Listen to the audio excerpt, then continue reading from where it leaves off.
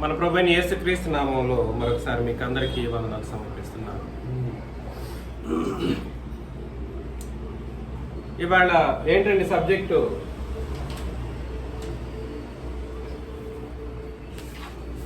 ఏంటి సబ్జెక్ట్ ఏంటి?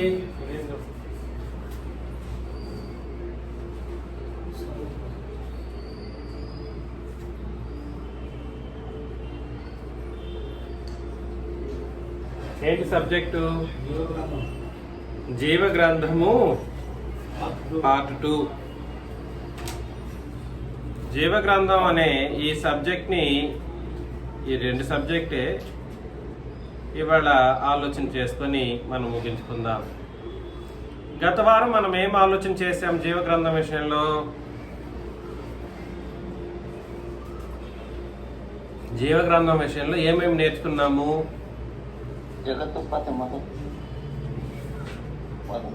జీవ గ్రంథము భౌతికమైనది కాదు, ఆత్మ సంబంధమైనది. జీవ గ్రంథము భౌతికమైనది కాదు, అది ఆత్మ సంబంధమైనటువంటి పరలోక పుస్తకం.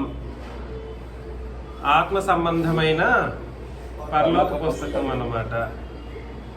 భౌతికంగా ఏ పేపర్ తోనో పెన్ తోనో రాసినటువంటిది కాదు. అక్కడ గ్రంథాలు విప్పబడవు. భూ నివాసులందరూ మాట్లాడకూడదు. భూ నివాసులందరూ అనగా జగదుత్పత్తి మొదలుకొని వధింపబడి ఉన్న గొర్రెపిల్ల యొక్క జీవ గ్రంథమందు ఎవరి పేరు రాయబడలేదో వారు. భూ నివాసులు అంటే ఎవరండి? జీవ గ్రంథంలో అనగా ఎవరి యొక్క జీవ గ్రంథము? గొర్రెపిల్ల యొక్క జీవ గ్రంథంలో. అదే తప్పు. గొర్రెపిల్ల అంటే తప్పు అవుతుంది అక్కడ మరలా.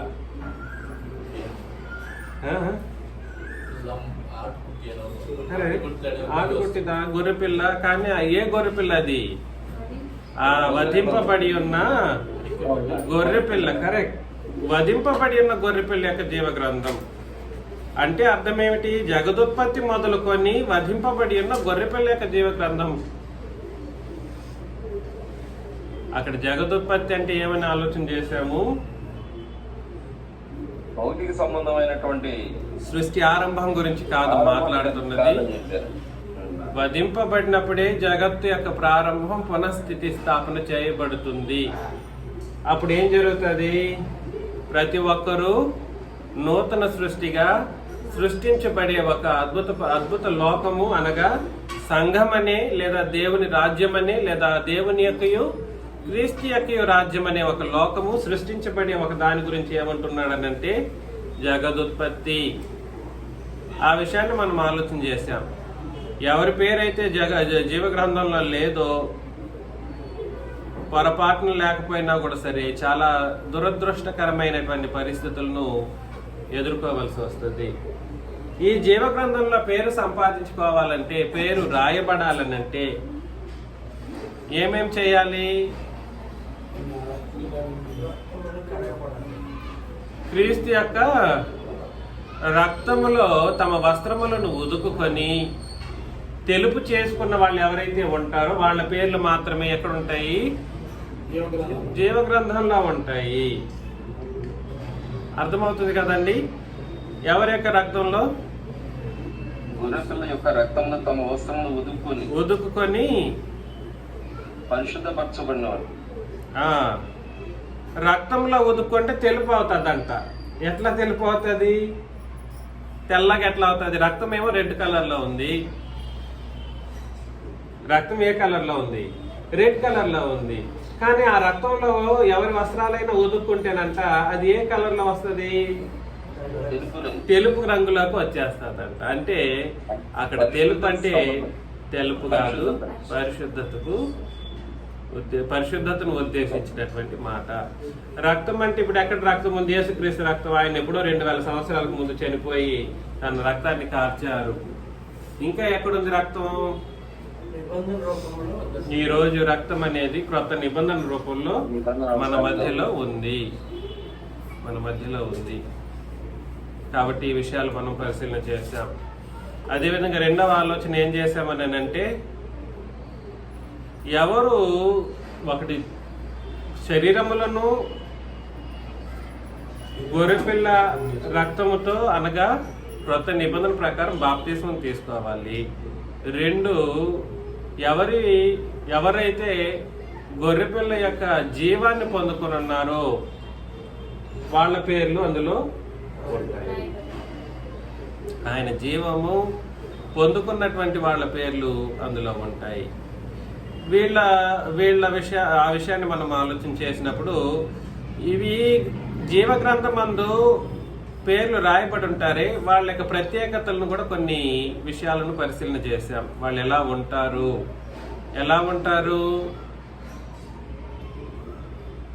ప్రకటన గ్రంథం 21:27 చదివామా?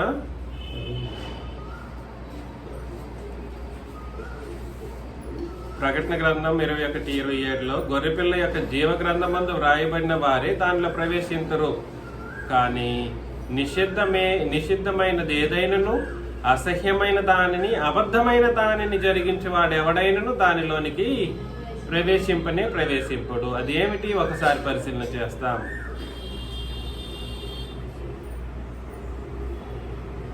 ప్రకటన గ్రంథం 21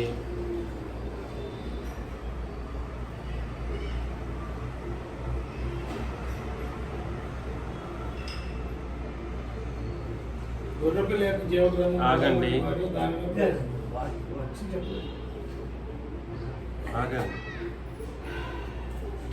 ప్రకటన గ్రంథం 21వ అధ్యాయం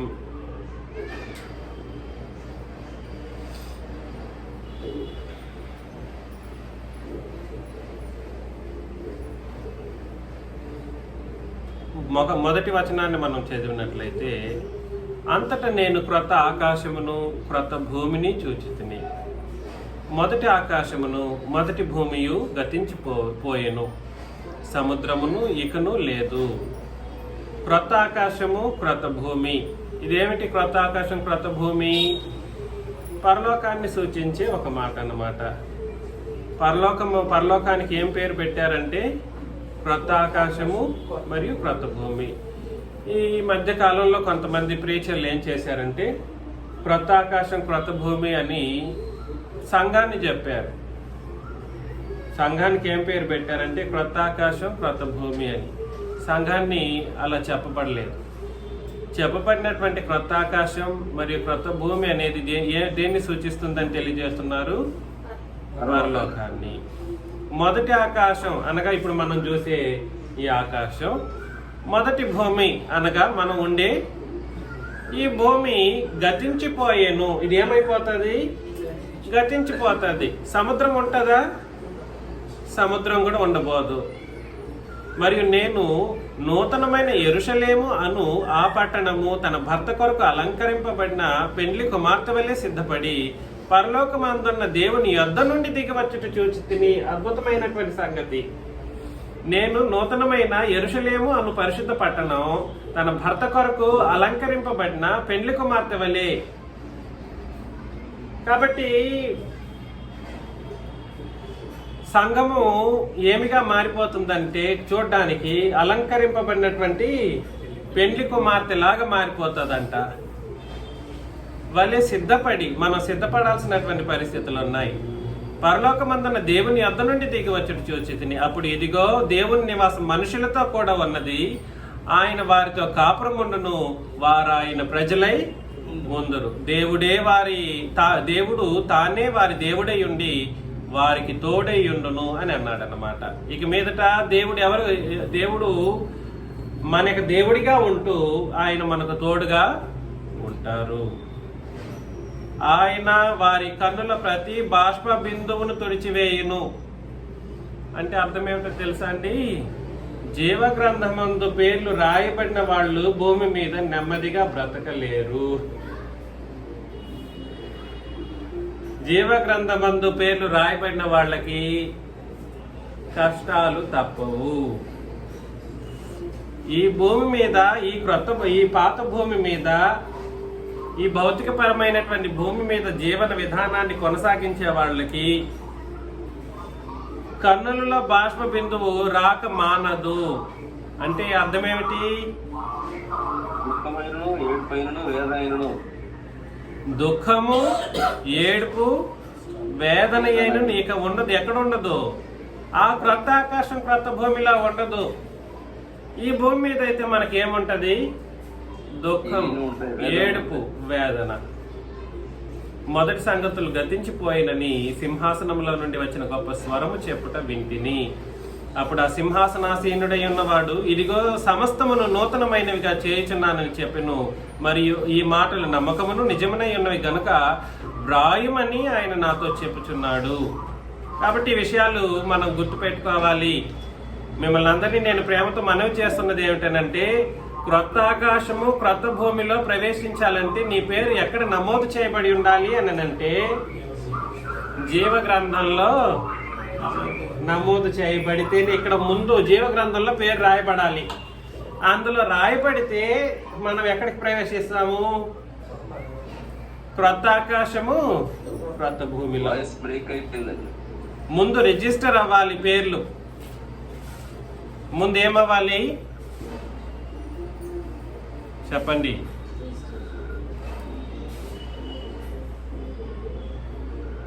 నెట్వర్క్ పోతుంది.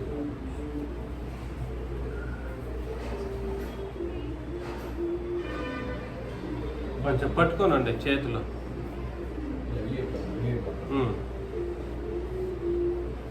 క్షమించండి.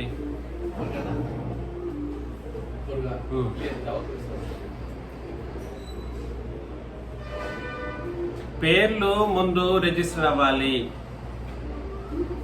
పేర్లు ఎక్కడ రిజిస్టర్ అవ్వాలి అని అంటే, వధింపబడి ఉన్న గొర్రెపిల్ల యొక్క జీవ గ్రంథంలో పేరు రిజిస్టర్ అయిన వాళ్ళు మాత్రమే ఎక్కడ ప్రవేశిస్తారు? క్రొత్త ఆకాశము క్రొత్త భూమి అన్న ఒక అద్భుతమైనటువంటి లోకంలో ప్రవేశిస్తారన్నమాట.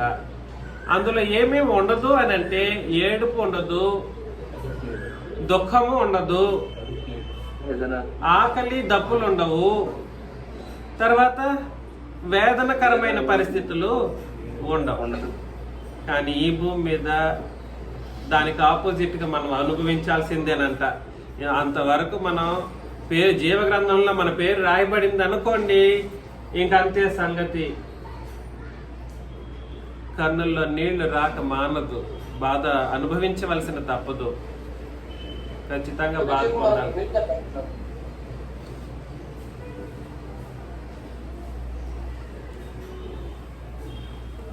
అనుభవించక తప్పదన్నమాట. ఆ విధంగా ఉంటది పరిస్థితి. బాధ, వేదనలు, దుఃఖము, కష్టము అనుభవించి మనం అక్కడికి తండ్రిని దేవుని దగ్గరికి వెళ్ళిపోయినప్పుడు ఆయన ఏం చేస్తాడంటే, ఏడ్చావా, ఇక మీదట నీకు ఏడుపు ఉండదు. ఇంతకాలం నువ్వు ఏడ్చావు కదా, రా ఇట్లా నిన్ను హత్తుకొని నీ కన్నుల బాష్ప బిందును ఆయన తుడిచితే, ఆయన తుడిచి నిన్ను హత్తుకొని నిన్ను హక్కు చేసుకొనేసి నిన్ను హక్కును చేర్చుకొని, ఇక నీ దేవుడిని నేను నీకు ఎప్పుడు నీకు నేనేం రానివ్వను, నీ కంట్లో నీళ్ళంటూ రానివ్వను, ఇక మీదట నీకు బాధ వేదనలు అనేటువంటివి ఉండవు అని చెప్తాడనమాట. చూడండి, ఇంకొక ఆయన వస్తాడు, 5వ వచనం. మరియు ఆయన నాతో ఇట్లా, నేను సమాప్తమైనవి, నేనే అల్ఫయు ఒమేగయు, అనగా ఆదియు అంతమునై ఉన్నవాడును. దప్పికొన్న వానికి జీవజలముల బొగ్గలోని జలమును నేను ఉచితముగా అనుగ్రహింతును. జయించువాడు వీటిని స్వతంత్రించుకొను. వేటిని ఇంకొక ఆయన కాదు, తండ్రిని దేవుడే. జయించువాడు వీటిని స్వతంత్రించుకొను. నేను అతనికి దేవుడినై ఉండును, అతడు నాకు కుమారుడై ఉండును. అందులో ఎవరు ప్రవేశించరు?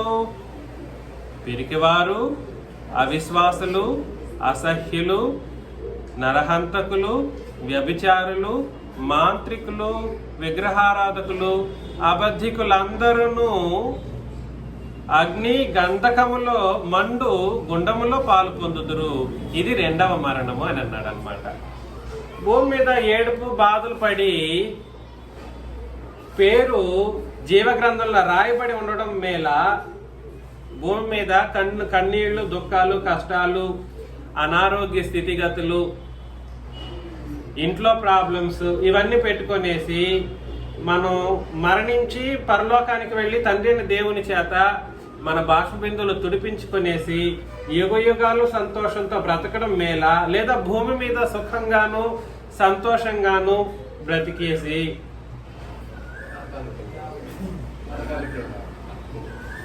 చెప్పండి ఏది మేలు? మొదటిది మేలు. ఈ విషయం మనకు అర్థం కావాలి. కానీ ఎంత చెప్పినా దేవుని వాక్యాన్ని కొంచెం కష్టం వచ్చిందంటేనండి బాధపడిపోతాం. కొంచెం కష్టం వస్తే ఎంత పడతాం బాధ? నన్ను తిట్టుకుంటారేమో మరి అతను ఈ బాధకి ఎప్పుడు వచ్చామో మాకు కష్టాలు తప్పట్లేదని చెప్పేసి మన ఆలోచన చేసే పరిస్థితుల్లో నన్ను తిట్టుకునే వాళ్ళు లేరు. మనం అందరం ఇది తెలుసుకునే వచ్చాము. నేను అంటున్నాను అలాగా. చూడండి మరొకసారి అక్కడికి వెళ్ళిపోదాం. మళ్ళా 25 నుండి ఎంత బాగుంటుందో చూడండి. 25 అక్కడ రాత్రి లేనందున దాని గుమ్మములు పగటి వేళ ఏమాత్రమును వేయబడదు. రాత్రే లేదంట. అక్కడ ఏముండదు, రాత్రి ఉండదు. ఆ గుమ్మములు పగటి వేళ ఏమాత్రమును దానికి ఏంటి డోర్స్ అనేటువంటివి మూసివేయబడవన్నమాట.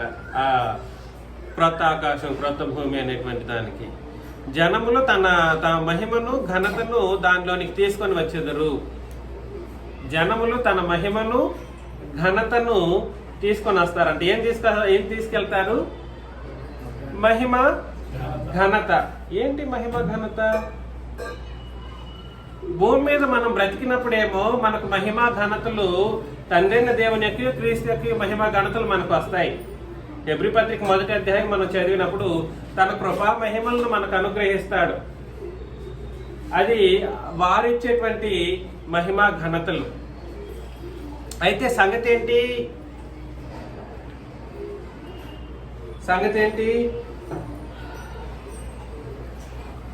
ఎవరెవరైతే క్రొత్త నిబంధన ప్రకారం బ్రతికి ఒక ప్రాబ్లం వచ్చిందనుకోండి, దాని నిబంధన ప్రకారంగా ఎదుర్కొని జయించినప్పుడు వాళ్ళు ఒక మహిమపరచబడినటువంటి సహోదరిగానో సహోదరులుగానో ఉంటారు. అర్థమవుతుందా? ఎలా ఉంటారు వాళ్ళు? ఎలాగా? జనములు తమ మహిమను ఘనతను దానిలోనికి తీసుకొని వచ్చేదరు అని అన్నాడు. ఎలా తీసుకొస్తారు మహిమ ఘనతలు? ఉదాహరణకు ఒక సోదరి లేదా ఒక సోదరుడు చాలా దుఃఖకరమైనటువంటి పరిస్థితుల్లో ఉండి తాను ఎదుర్కొంటున్నటువంటి అపవాది శోధనను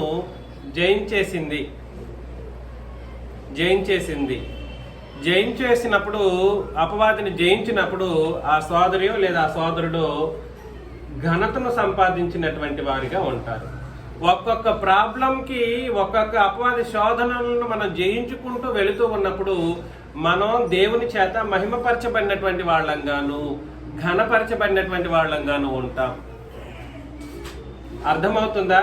మనం ఘనత మహిమలు ఎలా తీసుకొని వెళతామనంటే, మీరు మీ జీవితాల్లో ఎదుర్కొన్నటువంటి సమస్యలను సమర్థవంతంగా ఎలాగైతే జయించుతారో ఆ జయించిన దానిని బట్టి మీరు ఘనపరచబడతారన్నమాట. ఎలాగా? శోధనలను జయించడం ద్వారా మనం ఏం చేయబడతామనంటే ఘనపరచబడతాం. నేను ఎంతో బాధ అనుభవించి ఉద్యోగం చేసుకుంటూ అన్ని కష్టాలు పడుతూ నేను జీవనం సాగించడంతో పాటుగా దేవుని కార్యక్రమాన్ని చేస్తున్నప్పుడు నాకంటూ ఒక ఘనమైనటువంటి ఘనతను నేను సంపాదించుకున్న వానిగా ఉంటాను. అప్పుడు ఏం జరుగుతుంది? నేను పరలోకానికి వెళుతున్నప్పుడు నా యొక్క ఐడెంటిటీ, నేను ఎదుర్కొన్న సమస్యలకు నేను పొందుకున్న ఘనతను తీసుకెళ్తాను అన్నమాట. ఎదుర్కోలేకపోయాం అనుకోండి, కష్టాలను ఎదుర్కోలేకపోయాము, దుఃఖాన్ని ఎదుర్కోలేకపోయాము, మనం ఘనపరచబడిన వాళ్ళంగా ఉంటామా? ఘనపరచబడిన వాళ్ళంగా ఉండము. 27 గొర్రెపిల్ల యొక్క జీవ గ్రంథమందు వ్రాయబడిన వారే దానిలో ప్రవేశించరు. చూసారా? గొర్రెపిల్ల యొక్క జీవ గ్రంథమందు వ్రాయబడిన వారు ఎందులో ప్రవేశిస్తారు? క్రొత్త ఆకాశము క్రొత్త భూమిలో ప్రవేశిస్తారు. ఇది మనకు చాలా ఇంపార్టెంట్ అన్నమాట. జీవ గ్రంథంలో పేరు నమోదు చేయబడటం ఎలాగా? వాళ్ళు క్రీస్తు రక్తములో తమ వస్త్రములను ఏం చేస్తుంటారు? ఉదుకుకొని పరిశుద్ధపరచుకుంటారు, తెలుపు చేయబడి ఉంటారు.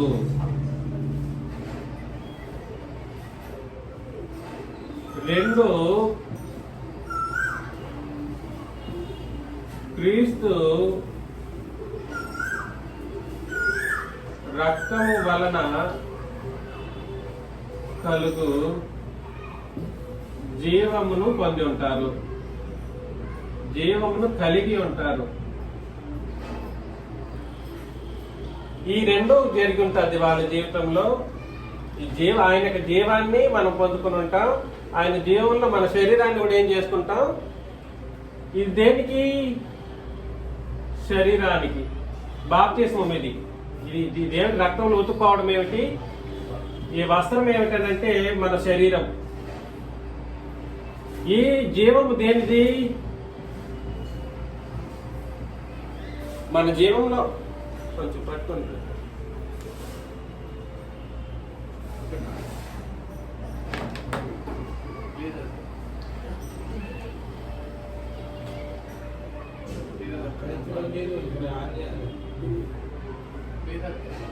ఇవ్వండి, మీది ఇవ్వండి. ఎట్లేవండి? ఇక్కడ నేను పిలుసు అడుగుతుంటే తెలుస్తాను. అన్నీ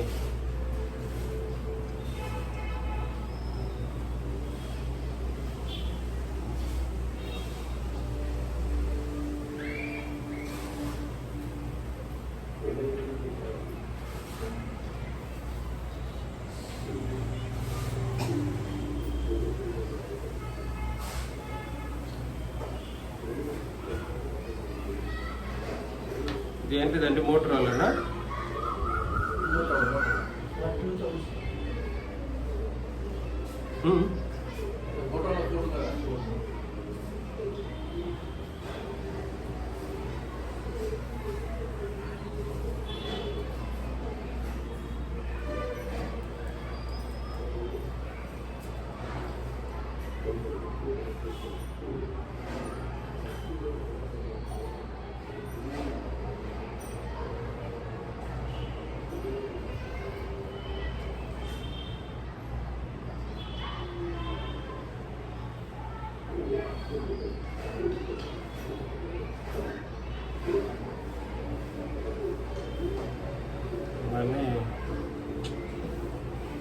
పట్టండి.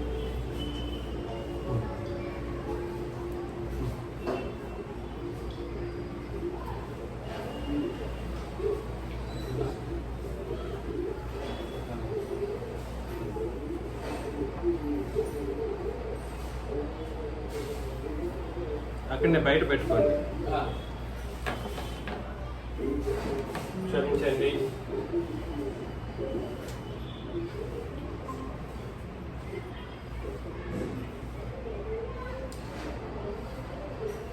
క్షమించండి.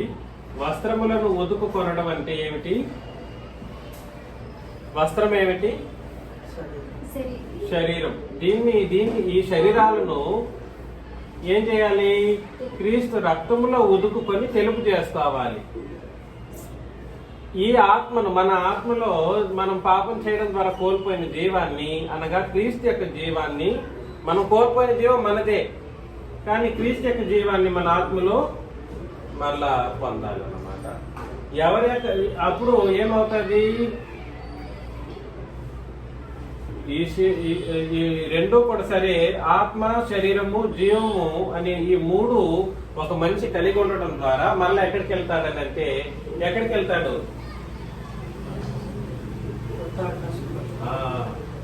ఎక్కడికి వెళ్తాడండి?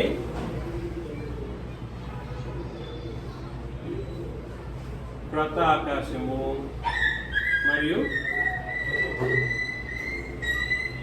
క్రొత్త భూమిలోనికి ప్రవేశిస్తాడన్నమాట. ఈ సంగతిని మనం గుర్తుపెట్టుకోవాలి. ఇందులో ప్రవేశించాలంటే ముందు జీవగ్రంథంలో పేరు నమోదు చేయబడాలి. అది ఎలాగో మనం ఆలోచన చేశాం. అది జరిగిన తర్వాత ఏమి అవుతుందో మనం పరిశీలన చేస్తూ ఉన్నాం. తద్వారా మనకి ఏం కలుగుతుంది అంటే క్రొత్త ఆకాశం, క్రొత్త భూమిలో ప్రవేశం అనేది కలుగుతుంది. గొర్రెపిల్ల యొక్క జీవగ్రంథమందు వ్రాయబడిన వారే దానిలో ఏం చేస్తారు? ప్రవేశిస్తారు.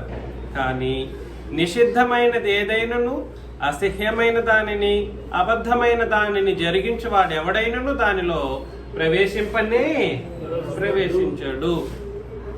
అంటే అర్థం ఏమిటి? వధింపబడిన తర్వాత క్రీస్తు యొక్క వధలో ఏం జరిగింది? క్రీస్తు శిలువలో వధింపబడుతున్నప్పుడు ఏం జరిగింది అని అంటే, కొలసి పత్రికలో 2వ అధ్యాయం 13-14 వచనం, 2వ అధ్యాయము 13, 14, 15 వచనాలు ఎవరైనా చదవచ్చు. మరియు అపరాధముల వలనను శరీరమందు సున్నతి పొందక ఉండుట వలనను మీరు మృతులై ఉండగా దేవుడు వ్రాతరూపకమైన ఆజ్ఞల వలన మన మీద రుణముగాను మనకు విరోధముగాను ఉండిన పత్రం. ఏమిటి మన మీద విరోధముగా ఉన్న పత్రం? మనం అని అంటే ఇక్కడ అన్ని జనుల గురించి మాట్లాడుతూ ఉన్నాడు. అన్ని జనులకు విరోధమైన పత్రం ఏమిటి? అవునండి.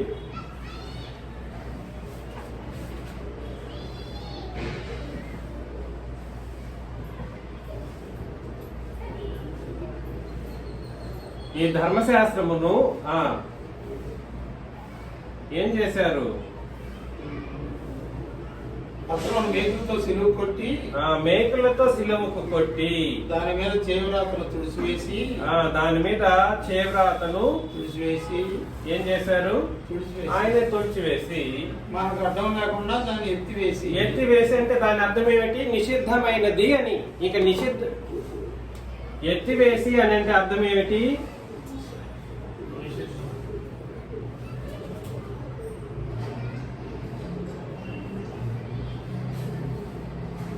నిషిద్ధమైందని అర్థం.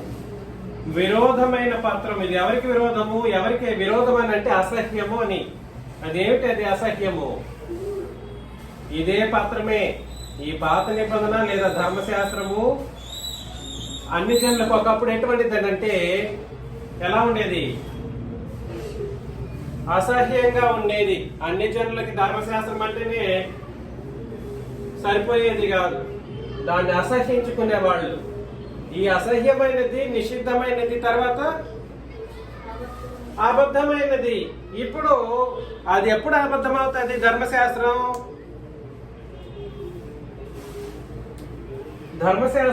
అబద్ధం ఎప్పుడు అవుతుంది? ముందు. అబద్ధం ఎప్పుడవుతుంది అని అంటే క్రొత్త మరియు పాత నిబంధనలను కలిపితే అది అబద్ధ బోధ అవుతుంది. ఈ ధర్మశాస్త్రాన్ని తీసుకెళ్లి క్రొత్త నిబంధనలో కలిపామనుకోండి, అప్పుడేమైపోతుంది? బోధ అబద్ధమైపోతుంది. అందుకని ఇది అన్ని జనులకు నిషిద్ధం. 2 అన్ని జనులకు అది అసహ్యము. 3 క్రొత్త మరియు పాత నిబంధనలను కలిపితే అది ఏమైపోతుంది? అబద్ధం అవుతుంది. తద్వారా ఏమవుతుంది? ఎవరు ఇప్పుడు నిషిద్ధమైనది ఏదైనను, అసహ్యమైన దానిని, అబద్ధమైన దానిని జరిగించేవాడు ఎవడైనా దానిలో ప్రవేశింపడు. అర్థం చేసుకోండి. జీవ గ్రంథంలో పేరు రాసిన వాళ్ళు మాత్రమే ఈ క్రొత్త ఆకాశం క్రొత్త భూమిలో ప్రవేశిస్తారు. మరి ఈ క్రొత్త ఆకాశంలో క్రొత్త భూమిలో ప్రవేశించిన వాళ్ళు ఎవరు? ఇంతకు ముందు లిస్ట్ అవుట్ చేసాం. ప్రవేశించిన వాళ్ళ పేర్లు ఒకసారి రాసుకుందాం. ఎవరెవరో వాళ్ళు కూడా లిస్ట్ అవుట్ చేస్తాం. ప్రాముఖ్యంగా ధర్మశాస్త్రాన్ని పాటించే వాళ్ళు అందులో ప్రవేశించనే లేరు. ఎందుకనంటే అది కొట్టివేయబడిన సంగతిని గుర్తించాలి. అర్థమవుతుందా? పాటించడం అంటే ఎలాగా? సున్నతి పొందడమో ఇంకేదో కాదు. ఆత్మ సంబంధంగా కూడా సరే ఉపదేశించడం ద్వారా పాటించడానికి ప్రయత్నం చేసేవాళ్ళు. సున్నతి పొందితే సర్కంసిషన్ చేసుకుంటే మేము చేసుకోలేదు కాబట్టి మేము పాటించట్లేదు అంటే కాదు. అక్కడ ఉపదేశం రూపంలో బోధించడం ఏ మనుషులు ఏం చేస్తారు, దాన్ని పాటిస్తారు. ఆ రూపంలో కూడా పాటించడానికి వీలు లేదు. కాబట్టి ధర్మశాస్త్రాన్ని పాటించేవారు ఫస్ట్ లిస్ట్ లో ఉంటారు. ఎందులో ప్రవేశించకుండా? క్రొత్త ఆకాశము క్రొత్త భూమిలో. ఆ తర్వాత పిరికివారు. చూడండి, పిరికివారు అని అంటే అర్థం ఏంటి చెప్పండి? పిరికివారంటే పిరికివారంటే అర్థం ఏమిటి? ధైర్యంగా ఒప్పుకునేవారు,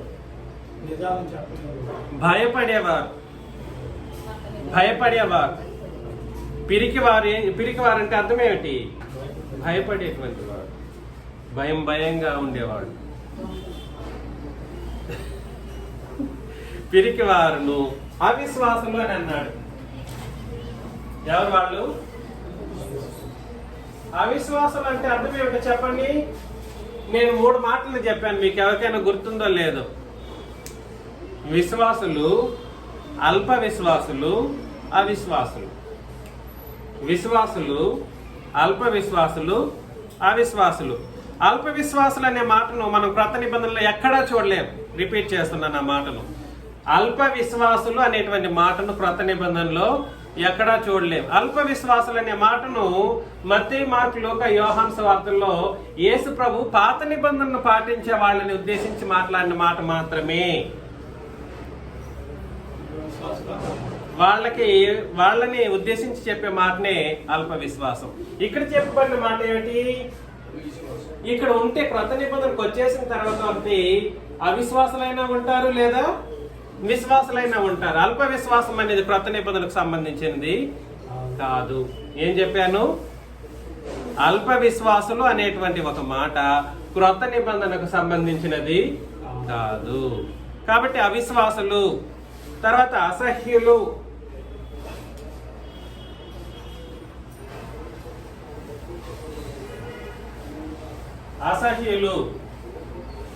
తర్వాత నరహంతకులు. నరహంతకులు అంటే అర్థం ఏమిటి?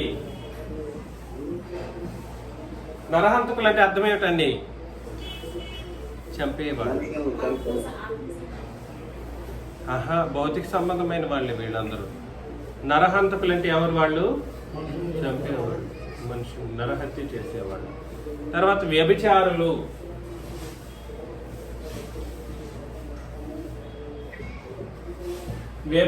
సంఘంలో ఉన్న వ్యభిచారులు కూడా నరకానికి వెళ్తారు. మాంత్రికులు.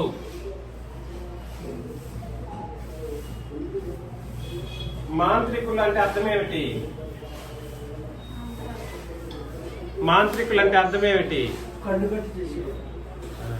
ఏంటి? కనుకట్ట.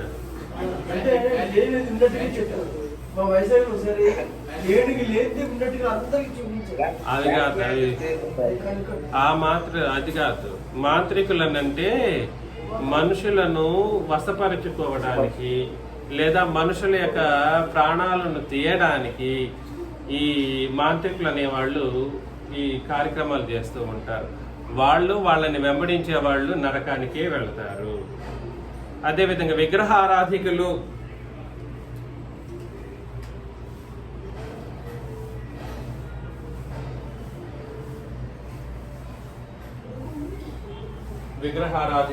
తర్వాత అబద్ధికులు.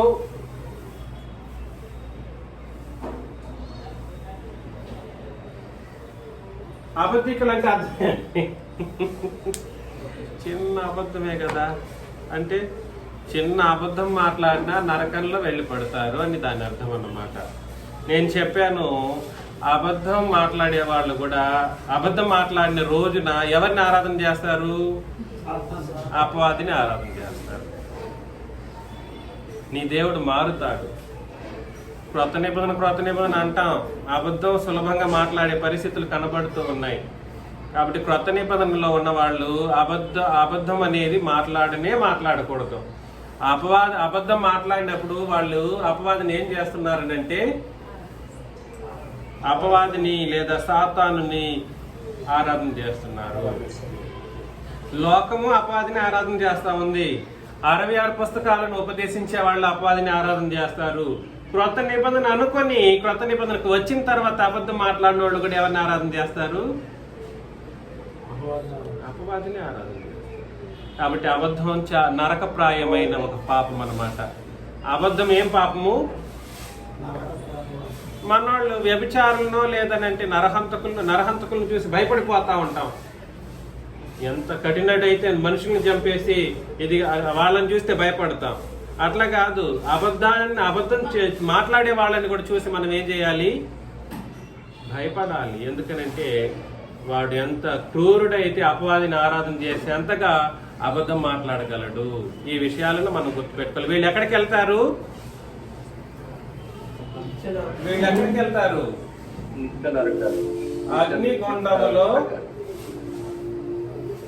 అగ్నిగుండములో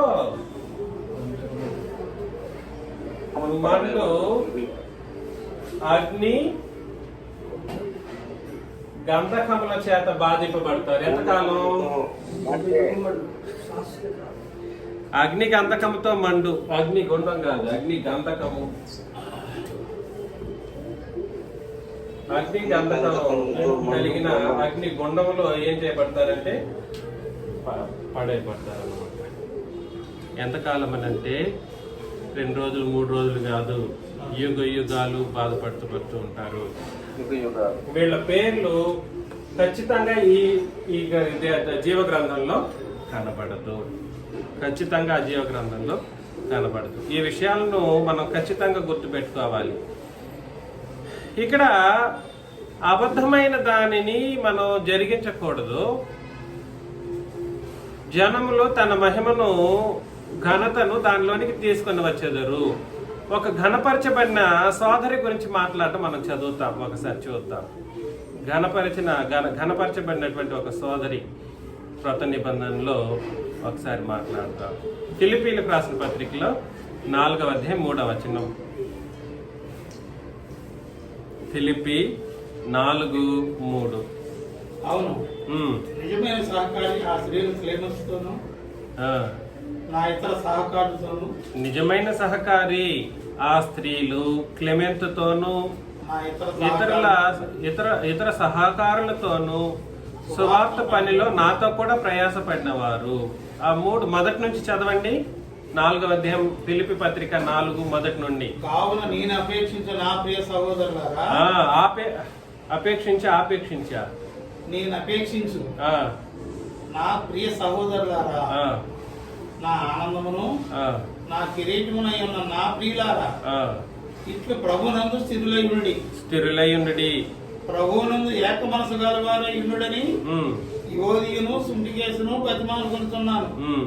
అవును, నిజమైన సహకారి ఆ స్త్రీలు క్లెమెంతుతోను నా ఇతర సహకారులతో సువార్త పనిలో నాతో కూడా ప్రయాసపడిన వారు కనుక వారికి సహాయం చేయమని నిన్ను వేడుకొనుచున్నాను. ఆ సహకారుల పేర్లు జీవగ్రంథంలో రాయబడి ఉన్నవి. ఆ సహకారుల పేర్లు జీవగ్రంథమందు రాయబడి ఉన్నవి. నిజమైన సహకారి ఆ స్త్రీలు క్లెమెంతుతోనూ నా ఇతర సహకారులతోనూ సువార్త పనిలో నాతో కూడా ప్రయాసపడినవారు. సువార్త పనిలో నాతో కూడా ప్రయాసపడడం అంటే అర్థం ఏమిటి? ఆనాటి 1వ శతాబ్ద కాలంలో సహోదరులు ఏం చేసేవారు అని అంటే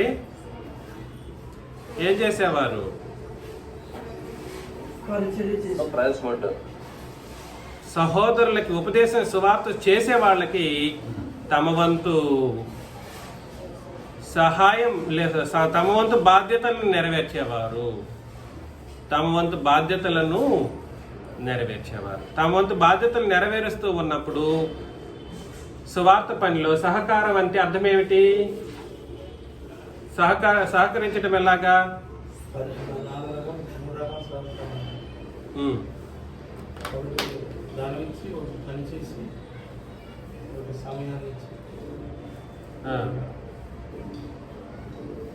సువార్త పనిలో సహకరించడం అంటే ఎలాగా?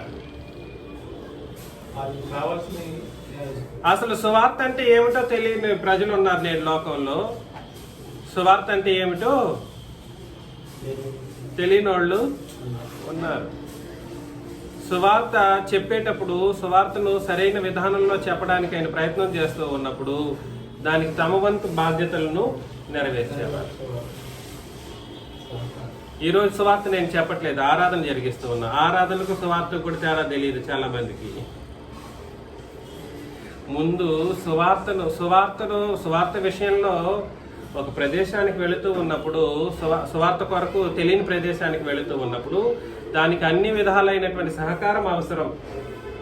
ఉదాహరణకు నేను ఈ గుంటూరు ప్రాంతానికి వస్తే సువార్త చెప్పడానికి ఇక్కడ ఉన్నటువంటి సహోదరిలో లేదా సహోదరుల వాళ్ళ సహకారాన్ని అందించాలి. చీరాలకు వెళ్ళాను అనుకోండి, అక్కడ ఉన్న సహోదరులు సహోదరులు అక్కడ సహకారాన్ని అందించాలి. సహకారం అని అంటే ఒక డబ్బు అనే కాదు, డబ్బు ఇచ్చేస్తే ఆయన పాటకు ఆయన చేసేస్తారులే అనే కాదు ఇక్కడ ఉద్దేశం. డబ్బే అనుకుంటుంటారు చాలా మంది. సహకారం అని అంటే డబ్బు మాత్రమే కాదు, లేదా ఒక డబ్బుని తప్ప మిగిలిన అన్ని చేస్తామంటే కూడా కుదరదు. డబ్బు ఎందుకు లేండి, ఆయన బాధ చేసి దానికి డబ్బులు ఎందుకు అంటారేమో, అట్లా కాదు.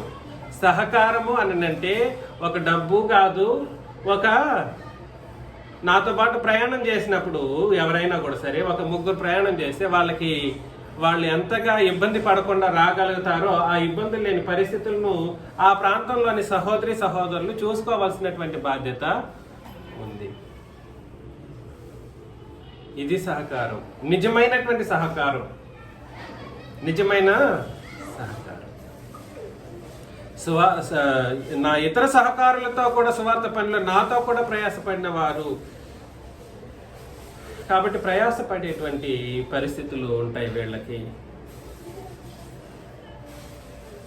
సువార్త ఎందుకు అనంటే సువార్త వలన చాలా ఆత్మలు రక్షించబడతాయి. ఈ మధ్యలో మనం సువార్త చేసే అవకాశాలు చాలా తగ్గిపోయింది, ఇంతకు ముందు లాగలేదు. ఇంతకు ముందు మనం విరివిగా సువార్తను ప్రకటించేవాళ్ళం. ఈరోజు ఆయా ప్రాంతాలలో సువార్త ప్రకటన చేయటానికి ఎందుకో కారణం చెప్పనా, సంఘం ముందు నేను చెప్పడానికి ప్రయత్నం చేయొచ్చేమో నాకు అర్థం కావట్లేదు. నా దగ్గర ఎప్పుడైతే ఫైనాన్షియల్గా నేను ఎప్పుడైతే బాగానే ఉన్నానో అప్పుడంతా దాన్ని తీసుకెళ్ళిపోయేసి ఎక్కడ పడితే అక్కడ అవకాశం దొరకకపోయినా సృష్టించి వెళ్ళేవాడిని. ఇప్పుడు పరిస్థితులు చాలా దారుణంగా తయారైనందుకు నేనేం చేయలేకపోతున్నానంటే సమయము, ధనము అన్నీ కూడా సరే మొత్తం వృధాగా గడిపేయాల్సినటువంటి పరిస్థితులు వస్తూ ఉన్నాయి. అర్థమవుతుంది నేను చెప్పేది. ఇంట్లో పరిస్థితి బాగుండట్లేదు, అదేవిధంగా ఇలాగా అన్ని అడ్డంకి పనులు అపవాది మనకు సృష్టిస్తూనే ఉన్నాడు. ముఖ్యంగా నాకు సువార్తికునికి సహకారం చేయడం అనేది మీ అందరి యొక్క బాధ్యత. లాభం ఏమిటి?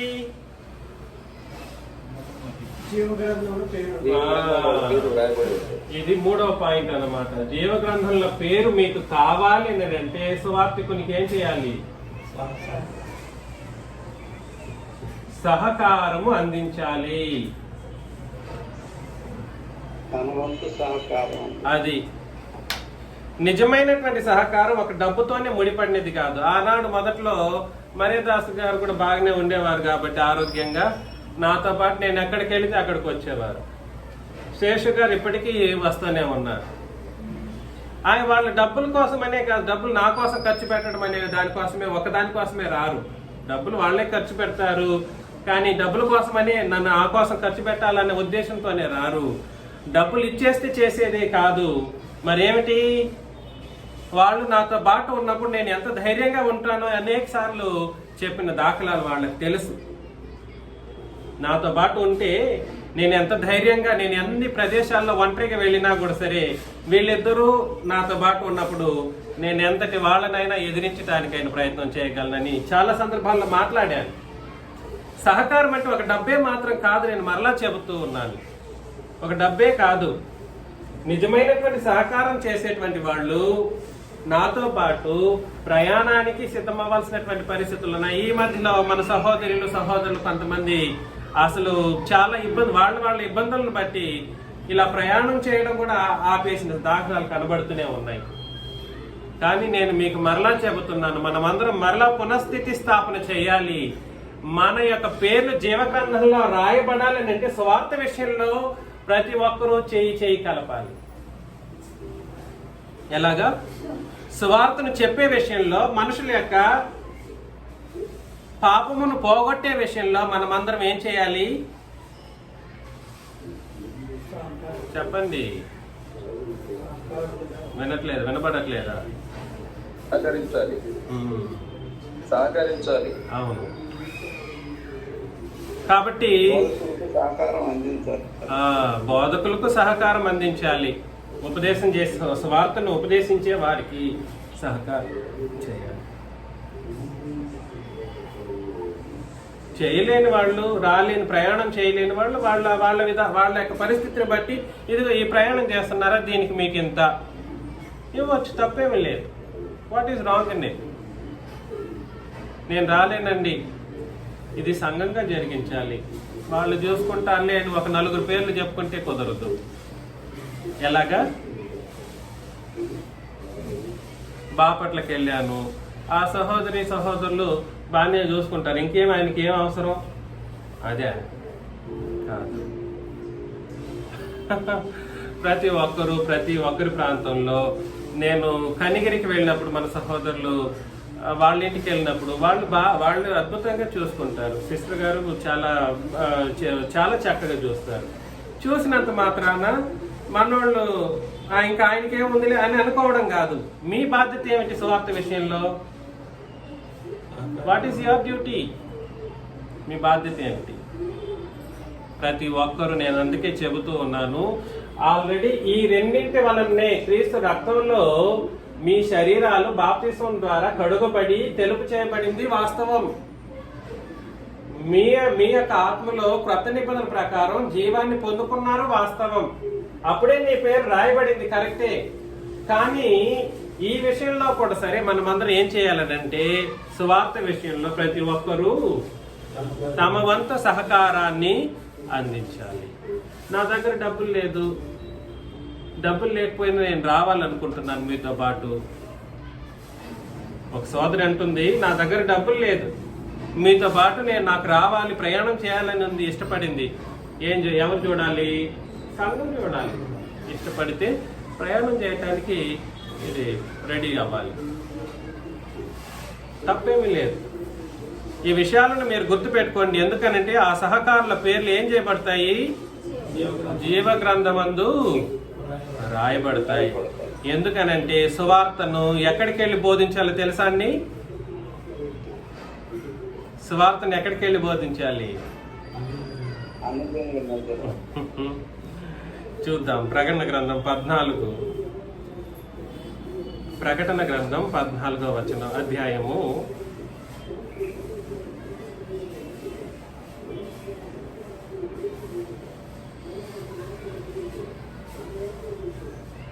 మనం చదివాము ఇంతకు ముందు కూడా. మరొకసారి 1 నుండి 6 వచనాలు నేను చదువుతున్నా, నేనే చదివిస్తాను. మరియు నేను చూడగా, ఇదిగో ఆ గొర్రెపిల్ల సియోను పర్వతం మీద నిలువబడి ఉండెను. సియోను పర్వతం మీద నిలువబడి ఉండెను. ఆయన నామమును ఆయన తండ్రి నామమును నొసళ్ల యందు లిఖింపబడి ఉన్న 144,000 మంది ఆయనతో కూడా ఉండిరి. ఎవరితో ఉంటారు వీళ్ళు? వీళ్ళకి ఎక్కడ నొసళ్ల యందు వాళ్ళ ఫోర్ హెడ్ మీద ఎవరెవరి పేరు రాయబడి ఉంటది? తండ్రి యొక్క పేరును గొర్రెపిల్ల యొక్క పేరును రాయబడి ఉంటుందంట. మరియు విస్తారమైన జలముల ధ్వనితోను గొప్ప ఉరుము ధ్వనితోను సమానమైన ఒక శబ్దము పరలోకము నుండి రాగా వింటిని. నేను విన్న ఆ శబ్దం వేణులు వాయించుచున్న వైనికుల నాదమును పోలినది. వారు సింహాసనం ఎదుటను ఆ 4 జీవుల ఎదుటను పెద్దల ఎదుటను ఒక క్రొత్త కీర్తన పాడుచున్నారు. భూలోకముల నుండి కొనబడిన ఆ 144,000 మంది తప్ప మరి ఎవరును ఆ కీర్తనను ఇందులో నుండి భూలోకం నుండి కొనబడతారు. భూ నివాసుల నుండి వీళ్ళు ఏం చేయబడతారు? క్రీస్తు రక్తమును వెలగా పెట్టి కొనబడిన వాళ్ళు వీళ్ళు. అర్థమవుతుంది కదండి. వీరు స్త్రీ సాంగత్యమున అపవిత్రులు కానివారు. అంటే అర్థం ఏమిటి? స్త్రీ ఎవరు? ధర్మశాస్త్రం యొక్క ప్రజలు. స్త్రీ ఎవరని? ధర్మశాస్త్రము మరియు ధర్మశాస్త్రం యొక్క ప్రజలు. ఈ స్త్రీ సాంగత్యమున అపవిత్రులు కానివారును స్త్రీ సాంగత్యం ఎరుగుని వారినై ఉండి, అసలు స్త్రీ సాంగత్యం వీళ్ళకి తెలియదంట. గొర్రెపిల్ల ఎక్కడికి పోవునో అక్కడికెల్లా ఆయన్ను వెంబడించరు. అంటే గొర్రెపిల్ల చెప్పిన దాన్ని బట్టి వీళ్ళు చేస్తారు. మీరు దేవుని కొరకును గొర్రెపిల్ల కొరకును ప్రథమ ఫలంగా ఉండుటకై మనుషుల్లో నుండి కొనబడ్డారు. దేన్ని బట్టి కొనబడ్డారు? దేన్ని పెట్టి కొన్నారు? మూల్యం ఏమిటి? క్రీస్తు యొక్క రక్తాన్ని పెట్టి కొనబడ్డారు. వీరి నోట ఏ అబద్ధమును కనబడలేదు. వీరు అనింద్యులు. అప్పుడు మరి యొక్క దూతను చూచితిని. అతడు భూనివాసులకు అనగా ప్రతి జనమునకును ప్రతి వంశమునకును ఆయా భాషలు మాట్లాడే వారికి ప్రతి ప్రజకును ప్రకటించినట్లు నిత్య సువార్తను తీసుకొని ఆకాశ మధ్యమున ఎగురుచుండెను అని అన్నాడు అనమాట. అంటే అర్థమేమిటి?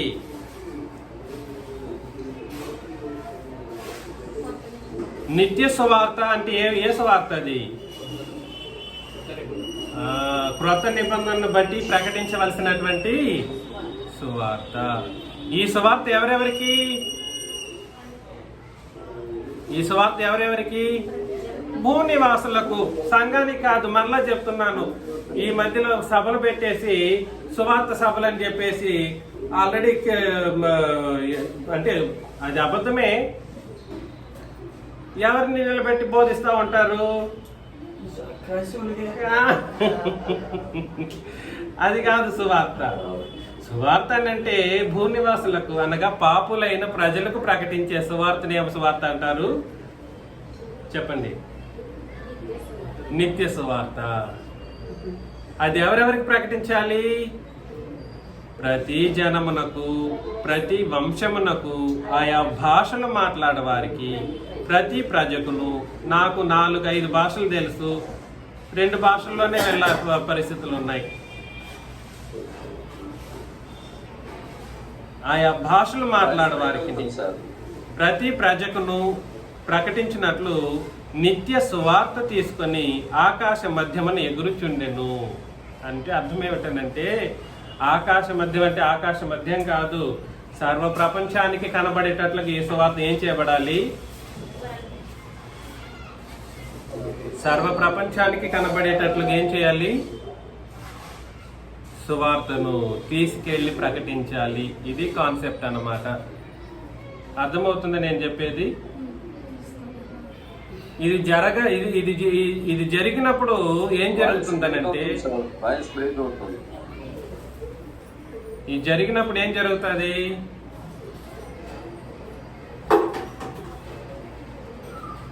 ఇది జరిగినప్పుడు ఏం జరుగుతుంది?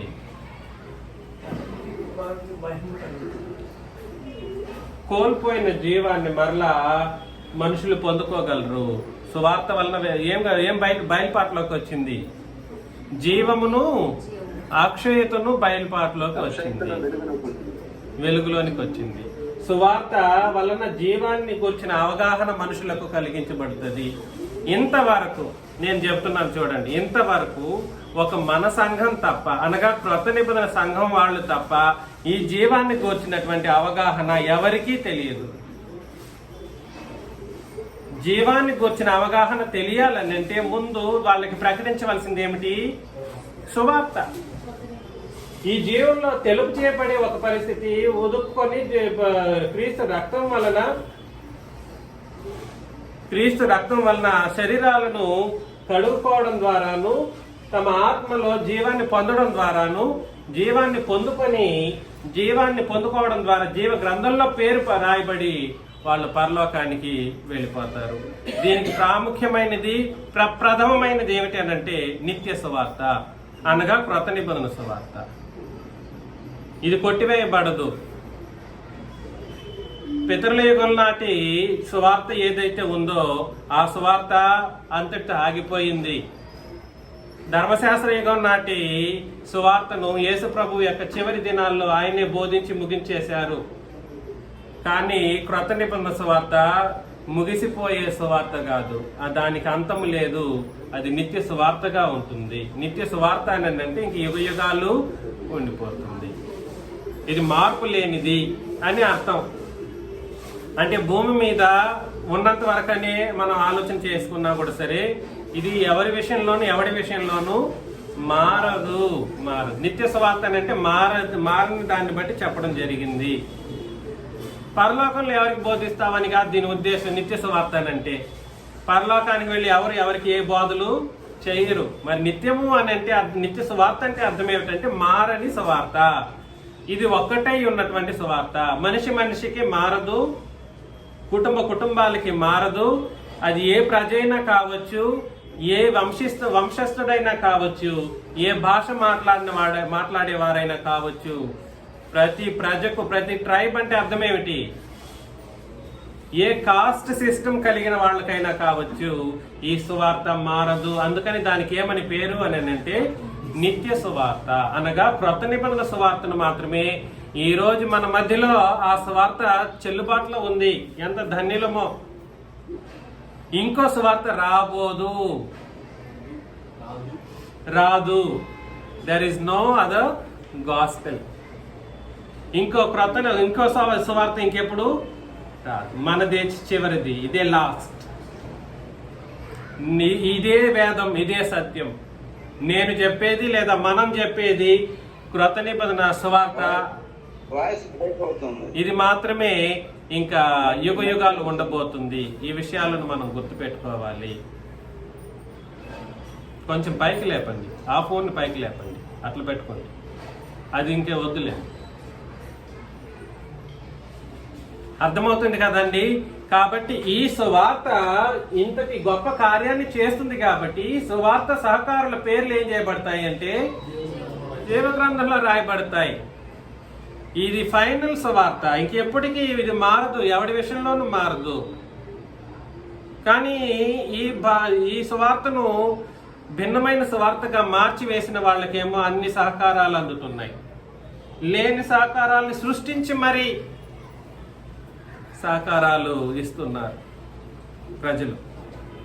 అబద్ధపు సువార్తలకును, భిన్నమైనటువంటి సువార్తలకును లక్షలు కోట్లు ప్రాణాలు సహితం అర్పించేంతగా కార్యక్రమాలు చేస్తూ ఉన్నారు. కానీ మన దగ్గర ఆ ఐక్యత రావట్లేదు.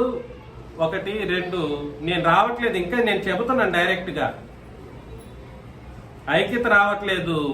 2 ఇలాగా సహకరించేటువంటి మనస్తత్వం ఇంకనూ రావట్లేదు. సువార్త విషయంలో సహకరించకపోతే నష్టం ఏమిటో గుర్తించగలరు. మనం అన్ని విధానాలు ఇవేమి చేయట్లేకపోయినప్పటికీ, సువార్త సహకారం చేయకపోయినా జీవ గ్రంథంలో ఉన్నటువంటి పేరు ఇబ్బంది అవుతుంది అన్నమాట. జీవ గ్రంథంలో మన పేరు రాయబడాలి, అదొకటే కార్యం. అలా మీరు సహకరించకపోతే దేవుడు సహకరించేటట్లుగా చేయడం కొరకైనా మిమ్మల్ని పరీక్షించగలడేమో ఒకసారి ఆలోచన చేసుకోండి. సహకరించిన వాళ్ళకి దేవుడు ఏం చేస్తాడు? శిక్షిస్తాడు. శిక్షించినప్పుడు మనం ఏం చేస్తాం? పాఠం నేర్చుకొని సహకారం చేయటానికి ముందుకు వస్తాం మరలా. ఇదే కారణం. నాకెందుకు ఇన్ని కష్టాలు అనుకుంటున్నారు? మీరు సహకారం చేయలేదేమో. మాకెందుకు చేయకపోతే ఏం చేస్తాడు దేవుడు? నీ పేరు ఆల్రెడీ జీవ గ్రంథంలో రాయబడింది, ఈ 2 ద్వారా రాయబడిపోయింది. అయితే రాయబడినటువంటి మీరు ఆ పేరు తుడిపి పెట్టబడ్డానికి వీల్లేదు. కాబట్టి మిమ్మల్ని ఎలాగైనా సంపూర్ణంగా చేయాలంటే దేవుడు ఏం చేస్తాడు? శిక్షిస్తాడు. శిక్షించినప్పుడు ఏం జరుగుతుందనంటే మనం పాఠం నేర్చుకోవాలి. కానీ పాఠం నేర్చుకొని మనల్ని మనం ఆ శిక్ష నుండి ఏం చేయాలి? తండ్రి శిక్షించని కుమారుడు ఉన్నాడా? లేడు. కాబట్టి మనం శిక్షగా గుర్తించి అయ్యో నేను ఏ విషయంలో తప్పు చేశాను అనే ఆలోచన మనం చేసుకొని దాన్ని బట్టి మన జీవితాన్ని మార్చుకుంటే ఖచ్చితంగా ఆయన మనల్ని తీసుకెళ్ళిపోతారు. జీవగ్రంథంలో పేరు అది ఇక్కడ ఒకసారి రాస్తే తుడుపు పెట్టబడదు. తుడుపు పెట్టకుండా మనల్ని పరలోకానికి ఆయన తీసుకెళ్ళిపోతాడు. ఇలాగని మనమందరం ఇలాంటి విధానంలో మన యొక్క పేర్లను జీవగ్రంథంలో రాయబడి క్రొత్త ఆకాశంలో క్రొత్త భూమిలో ప్రవేశించి తండ్రైన దేవుని చేత క్రీస్తు యేసు చేత అభినందింపబడి యుగయుగాలు పరలోకంలో బ్రతకాలని, ఇలా ధర్మశాస్త్రాన్ని పాటించే వాళ్ళు, పిరికి వాళ్ళు, అవిశ్వాసులు, అసహ్యులు, నరహంతకులు, వ్యభిచారులు, మాంత్రికులు, విగ్రహారాధికులు, అబద్ధికులు, ఇంకేమైనా పాపిష్టి ప్రజలు ఎవరైనా ఉంటే వాళ్ళందరూ వెళ్ళే అగ్నిగుండంలో ఎవరు ప్రవేశించకూడదనేటువంటి ఉద్దేశాన్ని మీకు అందరికీ హెచ్చరిస్తూ, మనం ఎవరు ప్రవేశించకూడదని హెచ్చరిస్తూ ముగిస్తున్నాను. మీకు అందరికీ మరొకసారి క్రీస్తు యేసు నామములో వందనాలు సమర్పిస్తున్నాను.